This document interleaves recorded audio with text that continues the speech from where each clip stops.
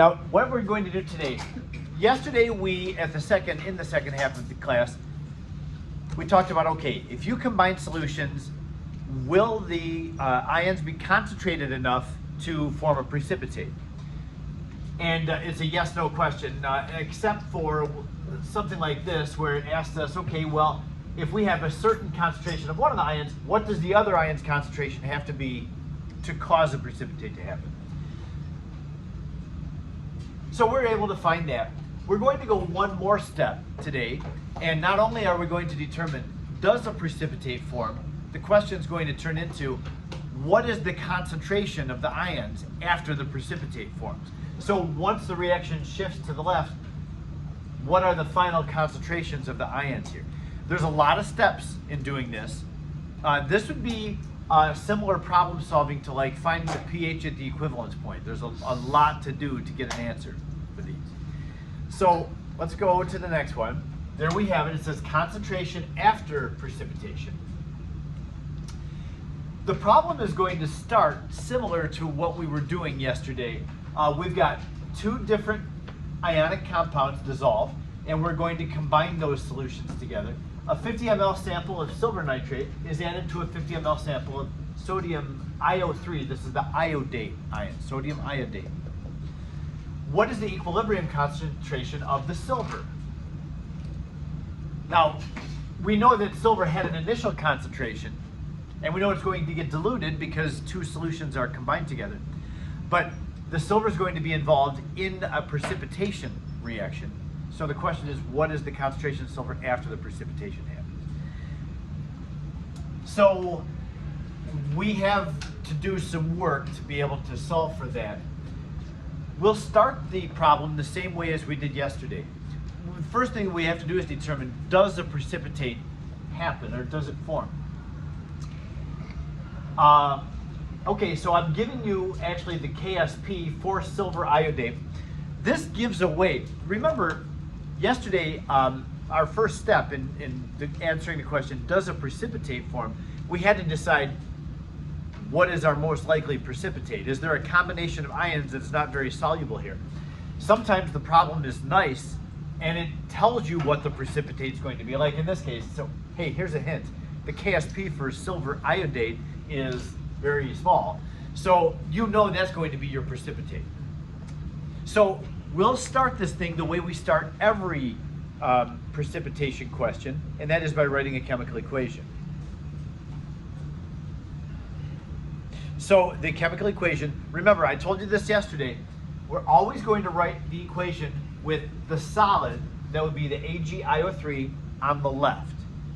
So I know that we don't start with any AgIO3, but we write the chemical equation with that as the reactant, and then it's breaking apart into silver ions and iodate ions on the right. Those are both aqueous. The reason that we have to do this, even though we're not starting with any of this product, this reactant, we're starting only with the products. The reason that we have to write it like this is because it's giving us the KSP for silver iodate. KSP implies that the reaction is where the chemical equation is written with the solid on the left and the broken apart ions on the right. You have to write it like this. Even if the reaction is going to the left, we write it like this with the solid on the left. So, just going to start with the initial line. Remember, I'm going to even make a note here.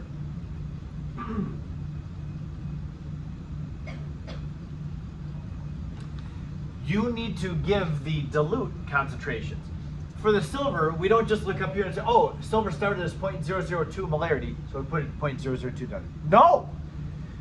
That silver nitrate solution was added to another solution, so all the ions have expanded now. They have a bigger volume. Once again, the Zumdals are good to us. They're giving us the same volume, 50 ml of this and 50 ml of that. So the volume doubles, therefore the concentration of silver gets cut in half. It goes from 0.002 to 0.001 molarity. And the iodate ion goes from 0.01 down, cut that in half to 0.005. So yeah, we need to make sure that we use dilute solution concentrations. And we also need to determine the question is, what is the final concentration of silver? Well, we need to know, did this reaction shift to the left? Did it make a precipitate? Or if it didn't make a precipitate, then we're done because the silver concentration is now 0.001. If no precipitate was made, then that's it. That's the answer. I'm pretty sure a precipitate is going to be made though. But we have to find the Q value. So over here on the right side also, I'm going to say, okay, Q equals the silver ion concentration times the iodate concentration, which is 0.001 times 0.005. And I'm just going to squeeze that in there. That gives us 5 times 10 to the negative 6. Did I get it in? Yes, just barely. That's 5 times 10 to the negative 6. So that's our Q. Q is taking the products of the reactants, not necessarily at equilibrium. And then when you get a Q value, compare it to K. The K for this reaction is 3 times 10 to the negative 8. So Q is greater than K. That means that the reaction shifts to the left. So we'll have a change line, and that change is going to involve the reaction shifting to the left. And I'm going to just put a little note up above the arrow. It's shifting to the left because Q is greater than K.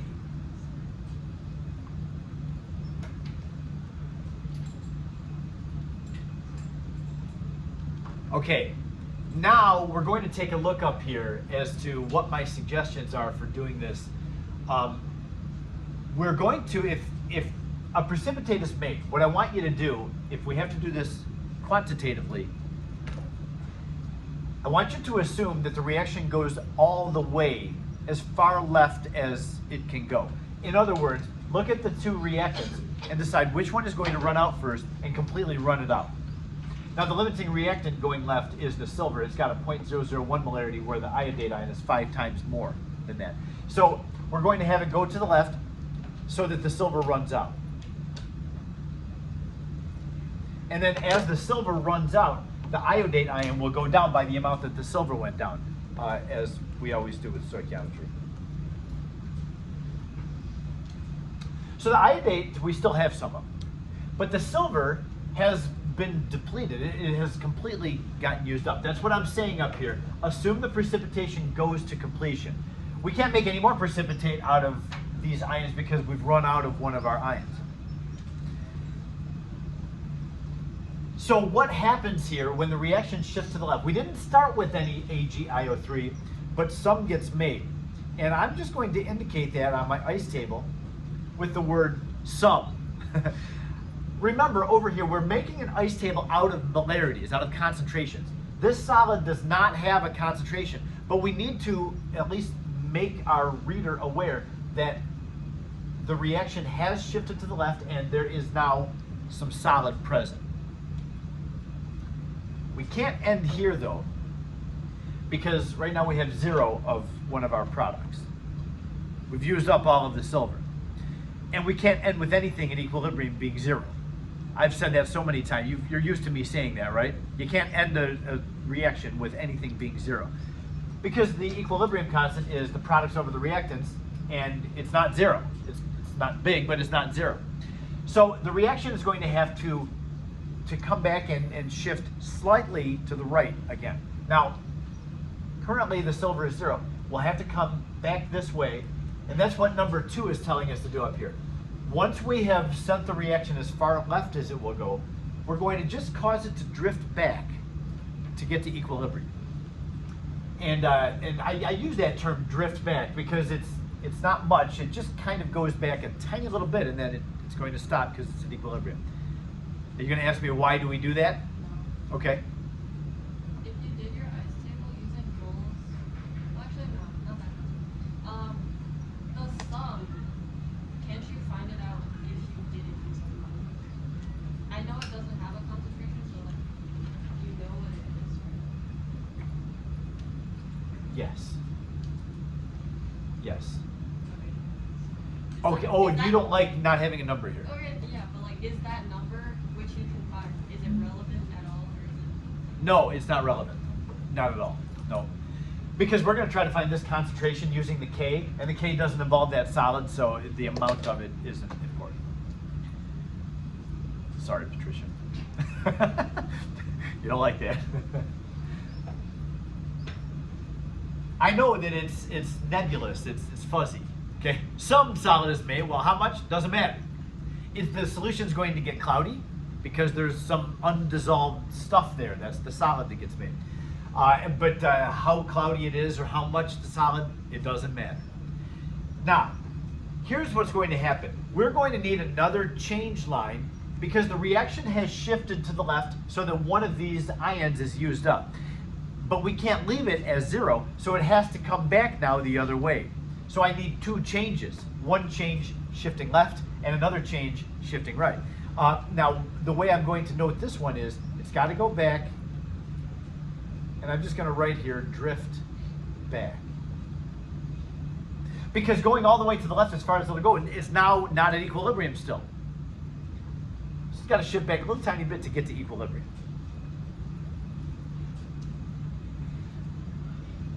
What we have here is what I have referred to as a modified ice table because it's got 2 change lines in it. So we have, for 4 chapters now, we've been doing thank you, Daniel. We've been doing ice tables, ICE. I affectionately will call this new ice table when we need 2 change lines. I call this an ice table. We need to draw that out like the southern people do. So we have ICE, ice tables, and then we have ICCE, ice tables. So anytime you need the concentration of something after precipitation, we need an ice table. What does that include 2 I's and not 2 C's? I'm the one making up the language here. Okay, so out of this sum of silver iodate, I used the wrong color.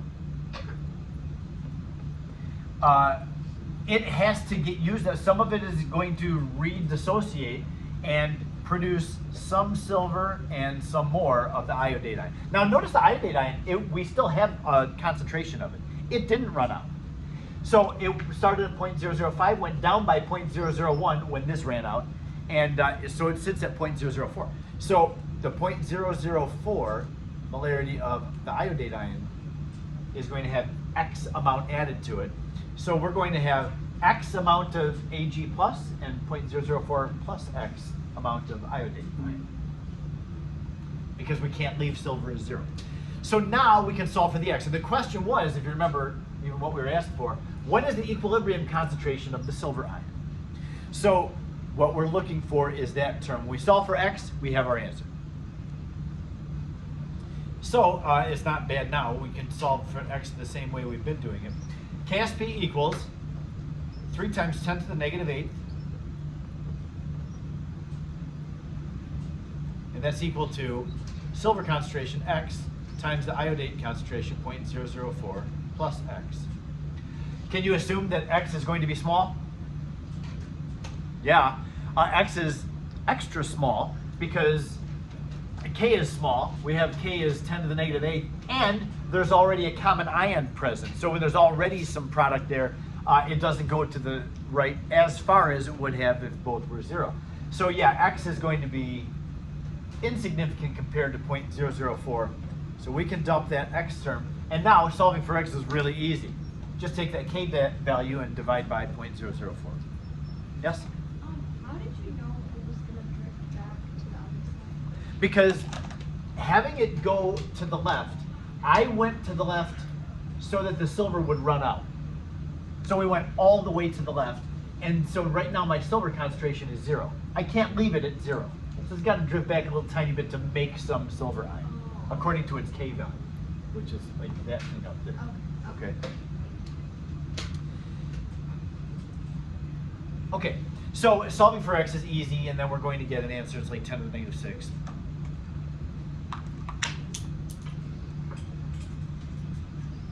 I got it, Daniel, otherwise you'll kick the desk. Highly congratulated. Yeah, I know you do. I know you want to touch your life. So, Daniel, you're my boy, you got me. When we solve for X, that's the silver ion concentration. 7.5 times 10 to the negative 6th.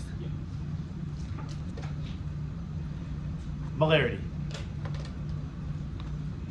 So that's our answer.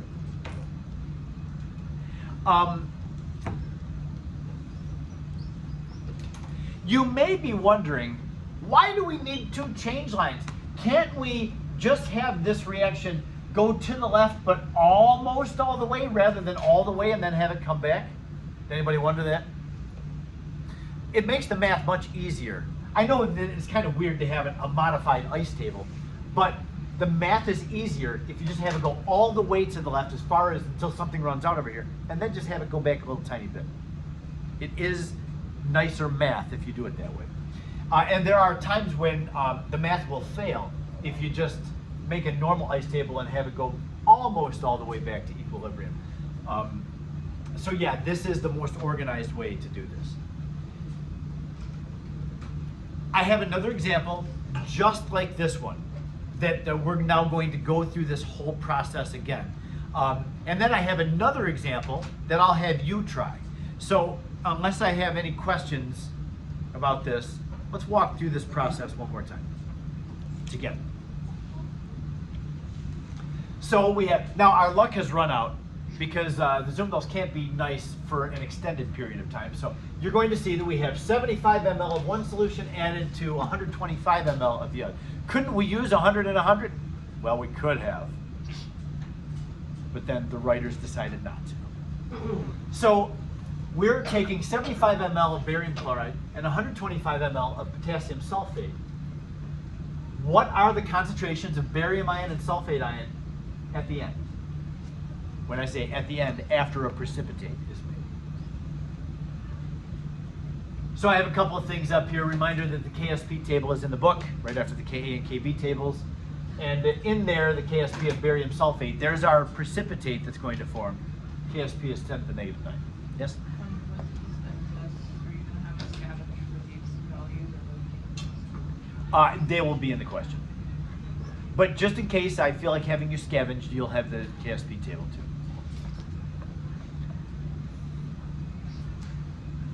Man, some people just are not satisfied no matter what.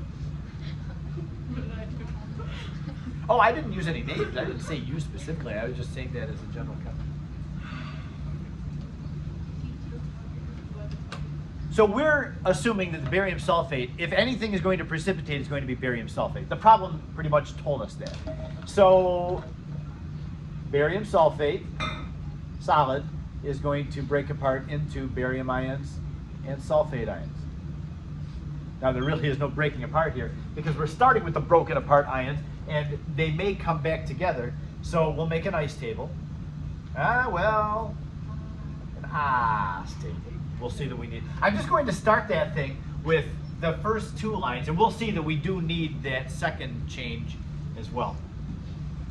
So our concentrations, now this is great because we get to use the dilution formula.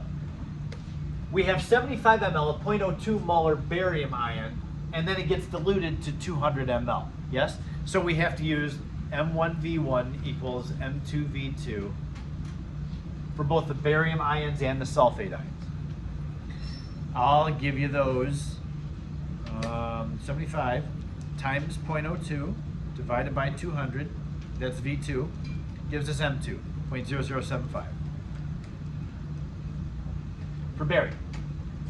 Sulfate is 125 times 0.04 divided by 200, 0.025.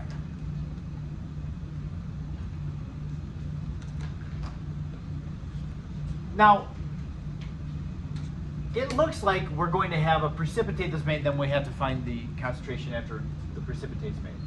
But I always like to check my Q value. Does the precipitate actually get made? And we know that if Q is greater than K. So over here on the right side, I'm going to say, okay, Q is equal to barium ion concentration, 0.0075, times the sulfate, 0.025. And we get 2 times 10 to the negative 4th is 1.8 something times 10 to the negative 4th. And I'm just giving a rough answer on this. All we really care about is the power on the 10. 10 to the negative fourth is the Q value. The KSP is 10 to the negative ninth. So Q is significantly bigger than K. Therefore, this reaction is going to happen.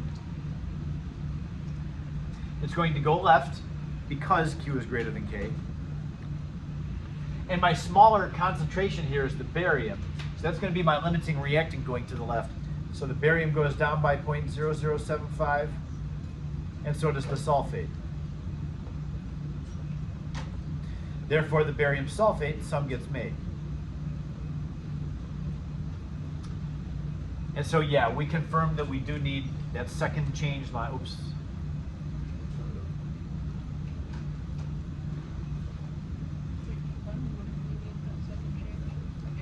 If Q was bigger than K, then these two would be our final answer, and we'd be done there. And that might happen. Unfortunately, it didn't here. So we have to go through all this. So we right now have 0 barium. Well, we can't stop here because we have 0 of something. So the reaction has to drift back to the right, which means the barium sulfate, the amount that was made, some of it dissociates again. I can't do this. I keep forgetting to change to the consistent color. So minus X for the barium sulfate and then plus X for each of these two ions. So we have no concentration for the solid. We have just plain X for the barium ion. And then 0.025 minus 0.0075, which is 0.0125? 75. Okay, which we can only go to the thousands place, so you're going to love this. It's 0.018 molarity plus X.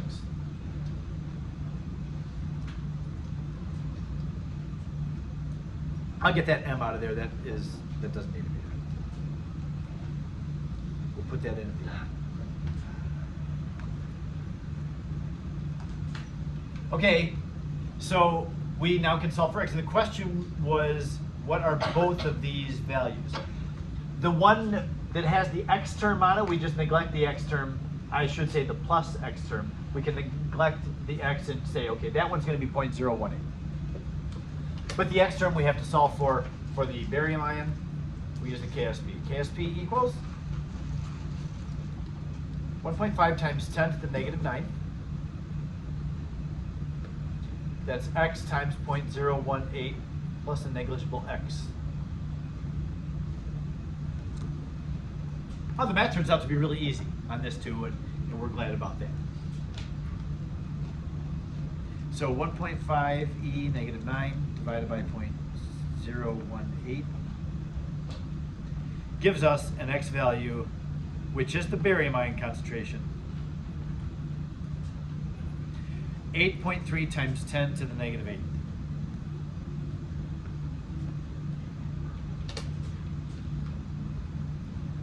And then the sulfate ion concentration, which it asked for, is 0.018. Because 0.018 plus that number is still 0.018.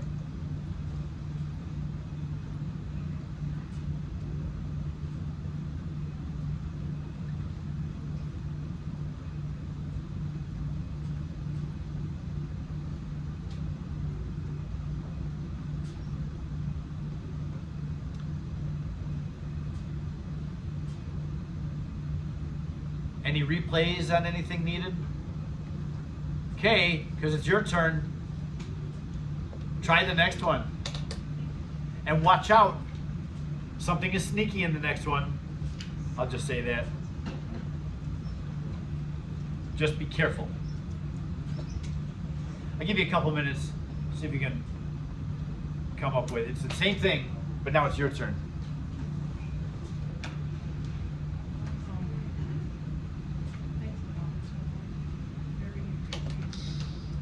What do you see? The two. Yeah, just be careful.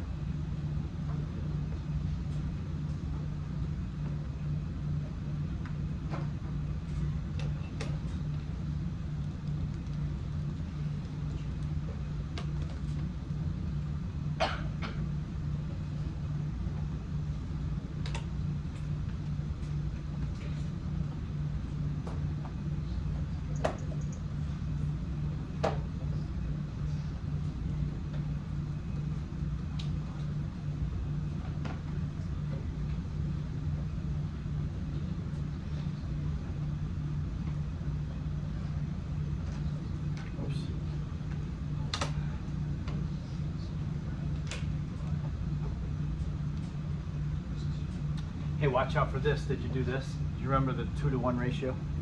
Ah, good.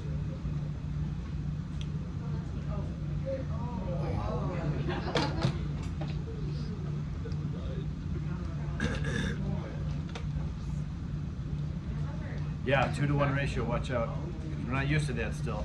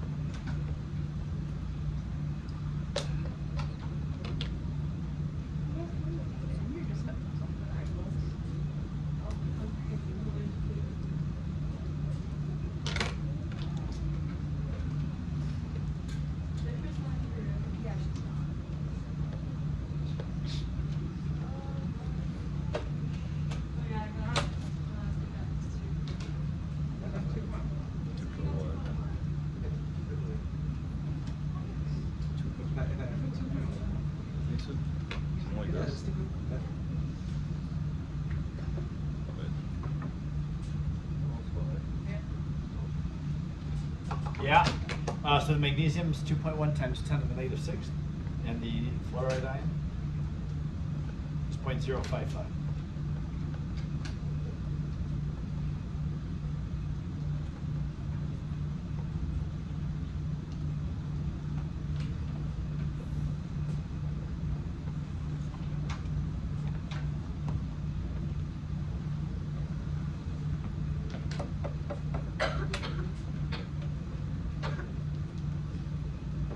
Our quiz is on Wednesday, so this weekend, do all the problems, all the exercises in this chapter, except for the complex ions. That's the last topic. I'd like to take the last few minutes and introduce you to complex ions, show you what they are, and we'll have to do the math with those on Monday.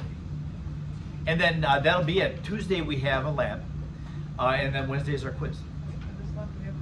There's no write-up for this one, no. It's going to be a turn-in at the end of the hour. It's a pretty simple lab. We'll find the KSP of a solid. Anybody have any questions about this? Now I will. I'm going to assume that you're going to breeze through the exercises until you get to these. I don't think the what is the solubility.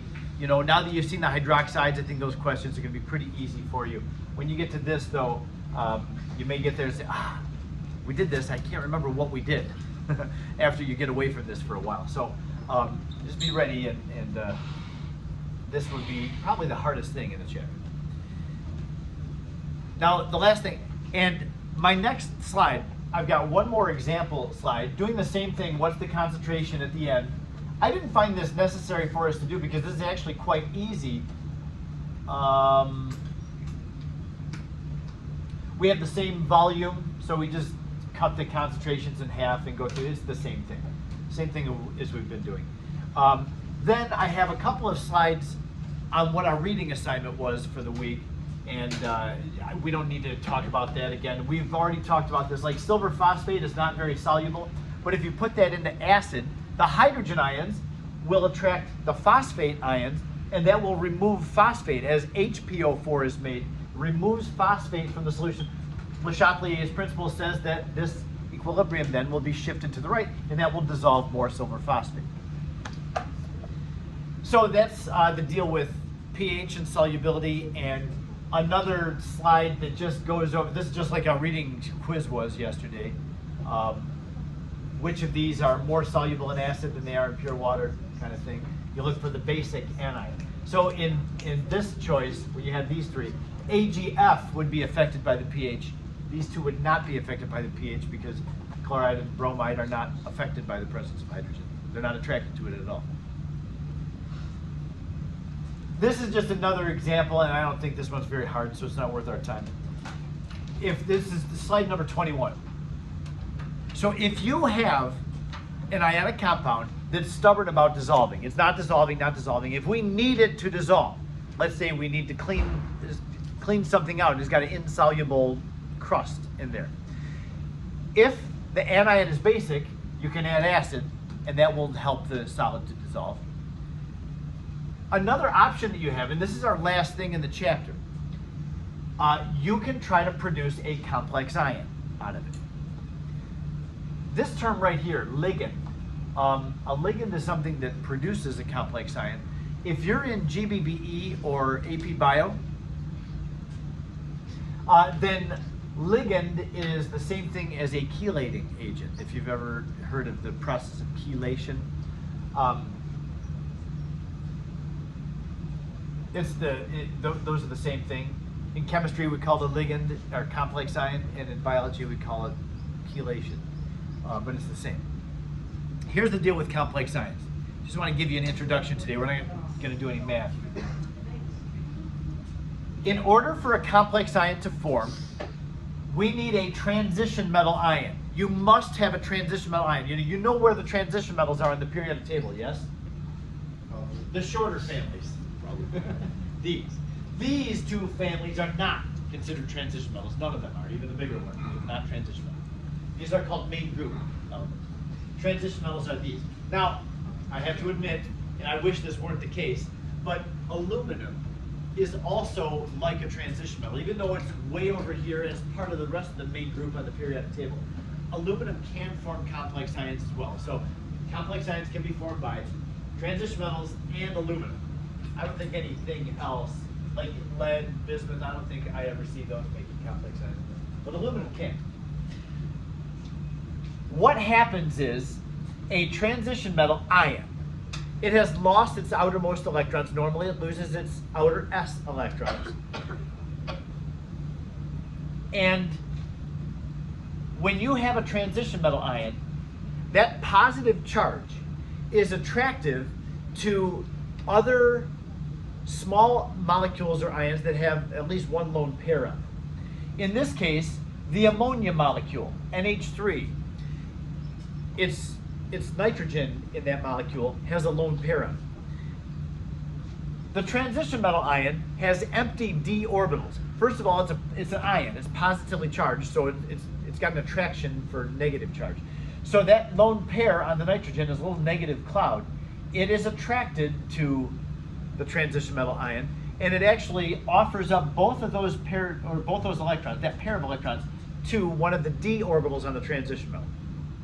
Now I know that this is something that we haven't together covered yet, sp, d, and f electrons, but maybe you remember that from Chem 1. These elements are filling the s electrons. These elements over here are filling the p's.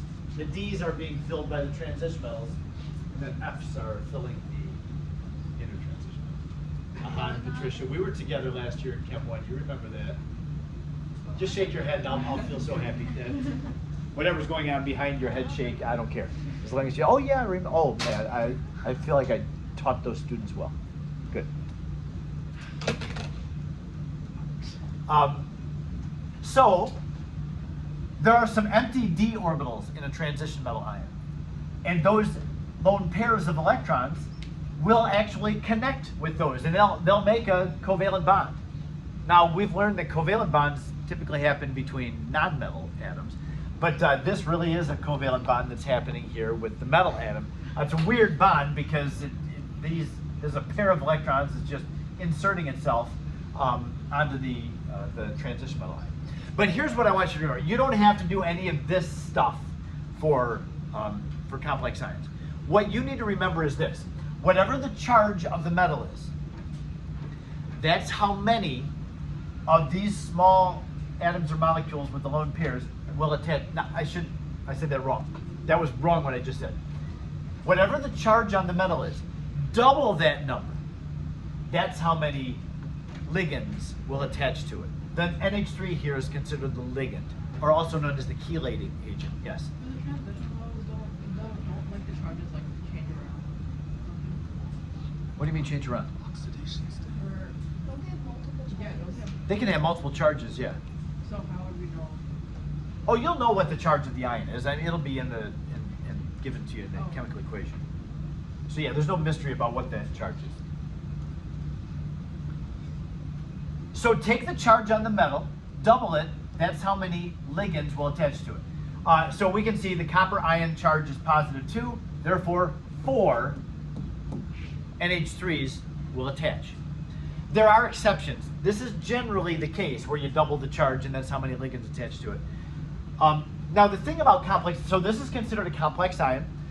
It has all these bonds that were made, but the charge is not neutral still, so it's an ion, but it's a complex ion. It's not just a single atom that has a charge now. It's an atom with several things bonded to it, but it still has a charge. Complex ion. Complex ions, it turns out, are very soluble in water. They're very soluble in water. So if you have something that's stubborn about dissolving, like copper 2 hydroxide, that's trying to dissolve into copper ions and hydroxide ions, you have two choices. You can either add some acid to the copper 2 hydroxide. The hydrogen ions will grab the hydroxide ions, take them out of the solution, make water, and so this reaction will go to the right more and it will dissolve this. But another option is to add excess NH3. Flood this thing with NH3, and what's going to happen is the copper ions are going to make that CuNH3 taken 4 times ion. And so that will remove the copper ions from the solution, causing this to dissolve more. This is very soluble. Those complex ions tend to be real soluble. So either adding acid as long as your anion is basic, or adding a ligand, that would be this. Sometimes hydroxide is used as a ligand because the O has lots of lone pairs around it. As long as this small thing has at least one lone pair on it, it can serve as a ligand and produce a complex ion. But remember, complex ions are only made by transition metal ions. So like barium would never make a complex ion because it's not transition metal. It's made group metal. Another example on the next slide. Silver can do the same thing. The silver ion is positive 1, so silver would only get 2 ammonias to attach to it. Just take the charge and double it. That's how many of the ligand will attach to it. Now you have some interesting terms in here. It turns out that we have learned 2 definitions of acids and bases. We learned the Arrhenius model or definition, and then we learned the Bronsted-Lowry model. Bronsted-Lowry has to do with an acid gives off a hydrogen, a base accepts the hydrogen. We've been working with that definition for a while now. It turned out that people still notice that funny stuff happened. Like, you'll notice that when you put silver nitrate into water, it has a pH other than 7. Why would silver nitrate have a pH other than 7? Well, it turns out that silver ion is actually a little bit acidic. The hydroxides that are in water can attach themselves to silver and it will remove the hydroxide, increasing the hydrogen ion concentration. Now, this was developed and discovered by a guy named Gilbert Lewis, an American guy. Finally, an American that did something cool in chemistry. Lewis. So yeah, a new definition. I'll tell you right off the bat. Lewis acids and bases are not part of our curriculum. You won't be asked anything. I can see that. Oh, thank goodness. But yeah, if you ever have to take another chemistry class in college, I hope you do, all of you. That is my wish for you, that you'll take more chemistry. I don't really wish that if you don't want to take any more. But yeah, you'll find that Lewis bases are electron pair donors and Lewis acids are electron pair acceptors. So there is a new, a newer definition, newer than Bronsted-Lowry, for what acids and bases are. We're not worried about that though. You don't need to know any of this. You just have to know, oh yeah, silver, it can make a complex ion with ammonia because ammonia has a lone pair and silver is a transition metal ion. So positive 1 ion means that it's going to take 2 ammonia molecules and attach to them. Notice the formation constant. Complex ions are very stable things. Silver and 2 ammonias are going to make the silver ammonia complex. Look at the K value on this thing. Heavily favors the product. So this is a stable structure. Just got to hide the K value. So we're going to learn the math that goes along with complex ions on Monday. something to look forward to. So no complex ion work this weekend when you're doing the exercises. Do everything up to the complex ion section. Okay? That's it. We're done. 5 minutes left. What is We're good. Oh, F. The F is formation. The formation of a complex ion. Did you know it, or did you guess that? Yep. F for formation. I don't want to do physics. Yeah. Now that we're done with chemistry, you can go home. Wait, Mr. Moore, it's kind of random, but is this why like our skin burns in acid? It's because our skin is insoluble in water, so. No. But I don't know the biochemistry at all of what happens.